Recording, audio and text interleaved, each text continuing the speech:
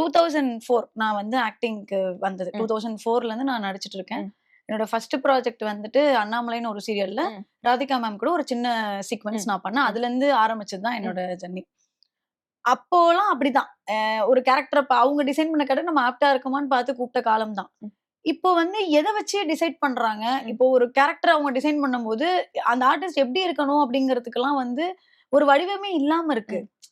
இந்த ஆர்டிஸ்ட் இந்த ரோல் பண்ணா நல்லா இருக்கும்னு டைரக்டர் சொன்னது போயி, இப்ப எல்லாமே வந்து சேனல் கையில தான் இருக்கிறது அப்படிங்கிற ஒரு விஷயம் வந்துருச்சு. டைரக்டர் சார்லாம் எதுவுமே பேச முடியாது. ஆக்ஷன் கட் அப்படின்னு மாத்திரம் தான் அவங்களால சொல்ல முடியும். இன்னைக்கு எல்லாமே சேனலோட முடிவுல தான் இருக்கு. சரி யார் அந்த சேனல்ல இருக்கா? ஏன் நம்மள வந்து வேண்டான்னு சொல்றாங்க? அப்படிங்கிறதுக்கு ஒரு காரணமே புரியல. நம்ம நல்லா நடிக்க மாட்றோமா? என்ன பொறுத்த அளவுக்கு ஆக்டிங்க்கு வந்து எது முக்கியமா தேவை அப்படின்னா, அழகு அதெல்லாம் நமக்கு இங்க தேவையில்ல. நேரம் அப்படிங்கிறது வந்து நம்ம அமைதிப்படுத்திக்கிறதுக்காக நமக்கு நேரம் வரும்போது நம்ம ஜெயிச்சுக்கலாம் அப்படின்றதுக்காக, நமக்கு நம்ம சமாதானம் சொல்லிக்கிறதுக்கு நேரங்கிற ஒரு வார்த்தைய பயன்படுத்திக்கிறதா நான் நினைப்பேன். எல்லாத்தையும் தாண்டி ஒரு உருவம் இப்படிதான் இருக்கணும், இந்த மாரி தான் இருக்கணும் அப்படிங்கிறதெல்லாம் இப்ப இல்ல. திறமை.